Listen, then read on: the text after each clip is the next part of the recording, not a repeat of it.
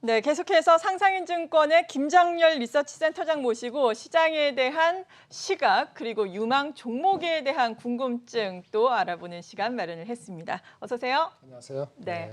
먼저 우리 시장에 대해서 어떻게 평가를 하고 계신지 궁금해요. 저점 네. 대비해서는 많이 올라왔는데 또 다른 상승 동력이 아직까지는 좀 보이지는 않고 있는 시장이잖아요. 네. 어떻게 전망을 하고 계신가요? 예, 지금 앵커님께서 말씀하신 것처럼 상승 동력이 뚜렷하게 확실하다라고 말씀드리고 싶은데 그렇지 않습니다. 네. 지난번에 한 달 전쯤에도 말씀드린 것 같은데 지금 장은 박스권이고요. 전 세계가 미중 그 무역 전쟁이 해결이 될 거라고 확신이 들기 전까지는 그런 추세가 지속되리라 봅니다. 특히 미국의 금리 인하를 지금 어저께 FOMC 미팅을 통해서 거의 한 번 내지는 두 번을 확실시 하고 있거든요. 이번 달 말에 있는 G20 미팅에서 진전이 있으면은 한 번으로 이제 끝날 것 같고 진전이 전혀 없다 그러면은 두 번 내지는 한꺼번에 50bp를 내릴 수도 있고. 근데 이미 시장에서는 그런 정도의 기대, 그 기대라는 것이 그런 걸 액션을 안 취하면은 주가 시장이 무너질 수 있는 거를 방어하는 정도이기 때문에 시장을 보호하는 어떤 수단을 제공했다는 측면에서 안도 랠리 정도는 있을 수 있지만은 그것이 지속성을 담보하는 건 아니기 때문에 철저하게 개별주 종목으로 접근해야 되고 조정받을 때 접근하는 식으로 여전히 전체적으로는 흥분하는 것보다는 약간 보수적으로 접근하는 것이 맞다고 봅니다. 네, 아직까지는 지금 말씀을 하신 것처럼 뚜렷하게 상승 동력을 키울 만한 이슈는 없는 가운데 그래도 또 앞으로 또 기준금리 인하를 하게 된다면은 시장은 또 안도 랠리, 성격의 랠리가 나타날 수 있겠다. 보수적인 대응이 아직까지는 필요하다. 종목 대응이 필요하다라고 말씀을 해주셨는데 그렇다면은 대응할 수 있는 종목도 알아봐야 되겠죠. 애심 네. 종목 어떤 거 준비하셨어요? 그 애신 종목이라는 것이 사실은 애널리스트 마음이 그 갈대처럼 흔들릴 수도 있지만은 지금 그 추세가 의미가 있으면은 당분간 가져가는 거거든요. 보통 가져가면 2, 3개월은 가져가는 거죠. 벌써 한 1, 2개월 끌어왔기 때문에 연석돼 왔기 때문에 지금 말씀드린 종목들이 아주 새로운 종목은 사실은 아니고요. 최근 2개월 정도 강세를 보인 종목들입니다. 애심 종목이 한 열 몇 개 있는데 그 중에서 세 가지 종목을 중심으로 먼저 말씀을 드리고자 합니다. 네. 공통점은 다 그 삼성전자하고 관련이 어느 정도 다 된다는 거예요. 예. 그다음에 두 번째는 그 비메모리다 이런 특징이 있고 세 번째는 그 경쟁사가 못하기 때문에 영향을 받았다 이렇게 볼 수 있겠습니다. 그런 측면에서 다 비슷한데 일단 먼저 볼 수 있는 게 파트론을 말씀드리려고 합니다. 네.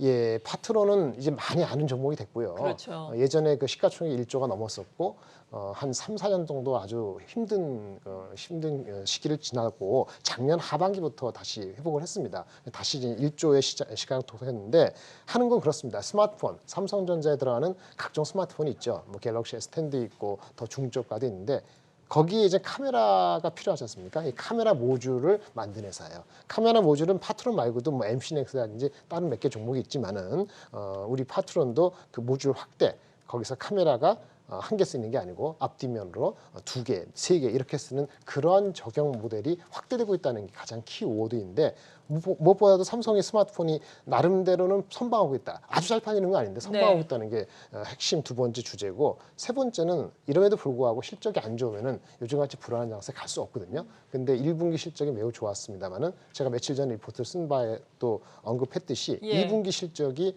매출 기준으로 최대이고요.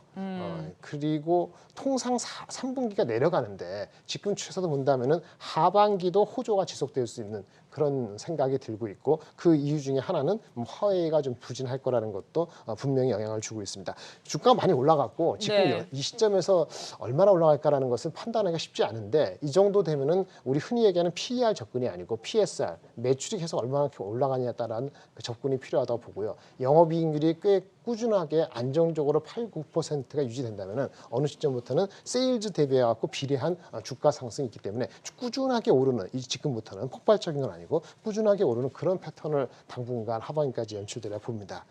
네, 그다음에 그렇군요. 예, 파트론에 대해서 조금 더 도움 말씀을 들어보면 좋을 것 같은데 네, 그러시죠. 사실 말씀하신 것처럼 상당히 많이 올랐잖아요. 네, 네. 올해 들어서도 2배 넘게 올랐어요. 120% 넘는 오름세를 보였는데 목표 주가를 어느 정도까지 보고 계신 거예요? 지금 뭐 네. 18,350원 기록하고 있는데요. 예, 저희 목표 주가는 엊그저께 올려서 네. 23,700 제가 끝단을 기억 못하는 정도인데 예. 23,400원 정도입니다. 예.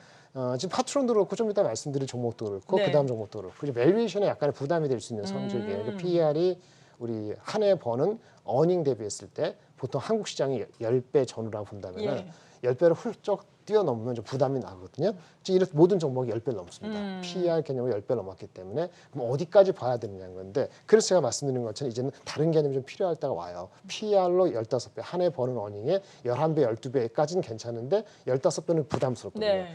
그러면 11배에서 10배에서 15배 가는 시점에서의 밸류에이션의 방법의 변화는 이익률이 꾸준하다면 PSR, 세일즈 볼륨으로 갈 수 있거든요. 그러니까 PER로 15배를 했을 때가 지금 23,400원이고요. 그게 부담스러우다면 PSR 한 배 정도 좀 간다고 하면은 그러면 이제 마찬가지로 목표주가가 비슷하게 나오거든요. 아, 투자가들이 예. 이 회사의 안정적인 영업이익 추세를 믿음이 있느냐에 따라서 PSR로 갈 수도 있고 그렇지 않으면 여전히 PER 밸류로 12배는 안정하고 15배는 부담스럽고 여기서 왔다 갔다 할 수 있는데 분기별로 실적이 계속 꾸준하게 맞춰가면 아마도 투자가들은 PER에 대한 부담을 점차 완화시킬 것으로 보여지고 있고요. 네. 그래서 PER로 결론적으로는 한 12배에서 15배로 가고 있는 것이 저희 애신 종목의 트렌드라고 보시면 되겠습니다. 네, 두 번째 종목 이어서 알아볼까요? 네, 두 번째 종목은 넷패스입니다. 네. 이 주식도 사실은 작년 말에 한 12,300원이었으니까 지금은 2배가 넘어서 그럼요. 32,000원대니까요. 네, 사실은 저희가 갖고 있는 목표 주가도 공식적인 25,000원보다 훌쩍 뛰어넘었습니다. 예. 여전히 괜찮은 종목인데 시가총이 많이 올랐죠. 이 넷패스는 뭐 하는 회사냐면 삼성전자에 관련됩니다. 마찬가지로. 그런데 하는 거는 반도체에서 후공정 뒤에 그 범핑이라고 해서 패키징을 하는 회사예요.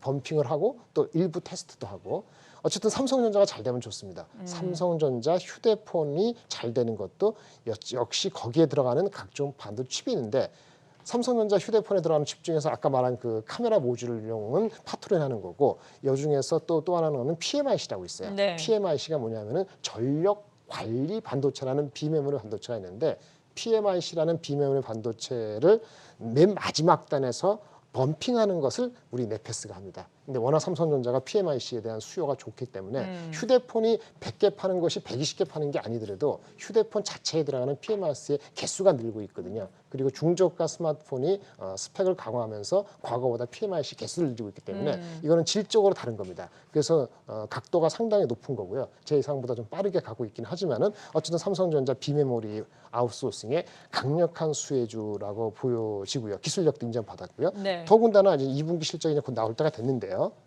저도 그렇고 시장에서도 그렇고 상당히 기대를 많이 하고 있는데 기대에 부응을 할 것으로 봅니다. 간단히 뭐 범핑이건 테스트건 하다못해 환율까지도 도움을 주고 있기 때문에 좋은 실적이 나오고 이러한 흐름은 3분기에도 연속 이어질 거기 때문에 이 역시 PER 밸류가 이제 12배 정도 되기 때문에 아주 편한 건 아닙니다만 성장성이 워낙 가파르기 때문에 네. 좀 더 시세를 올릴 수 있는 종목으로 보고 있습니다.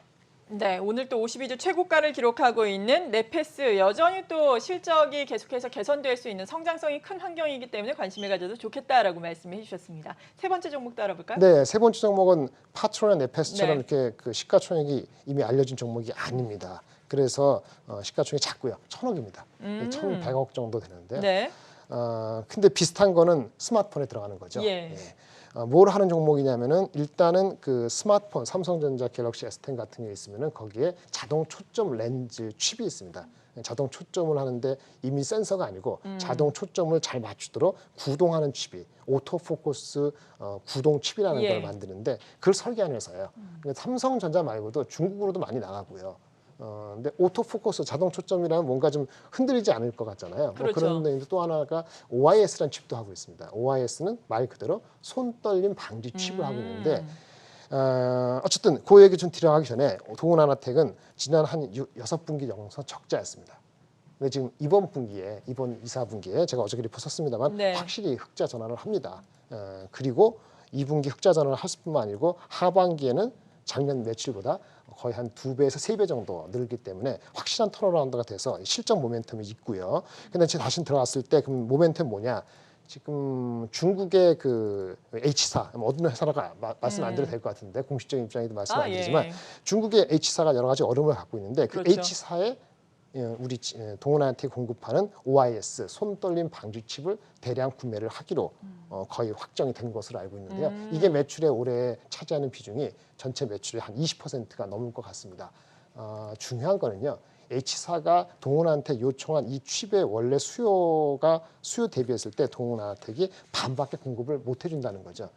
거꾸로 얘기하면 수요가 그만큼 많다는 거고요. 예. OIS 칩이 그 스마트폰을 차별화할 수 있는 중요한 하나의 도구로 사용할 수 있기 때문입니다.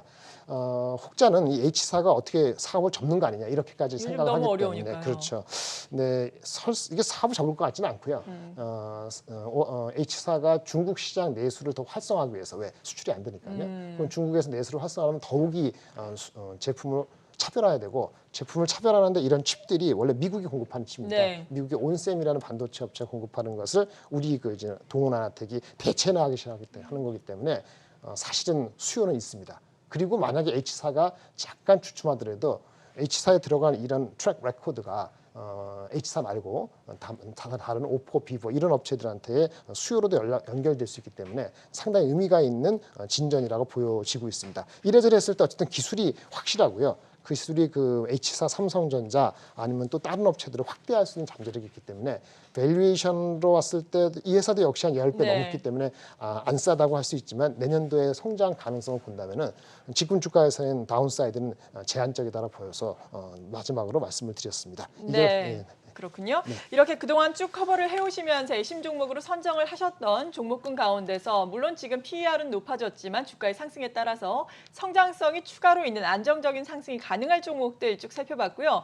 이 밖에도 마지막 종목은 다크호스로 준비를 하셨다고요? 네, 다크호스입니다. 예. 그 리포트를 한번 보시기 바라고 IA라는 회사인데요. 네. 뭐 인텔리전스 그다음 뭐 하는 회사인데 이것도 비메모리 반도체입니다. 비메모리 반도체인데 자동차에 들어가는 전력 관리 모듈 이런 쪽이라 보시면 되고요. 네.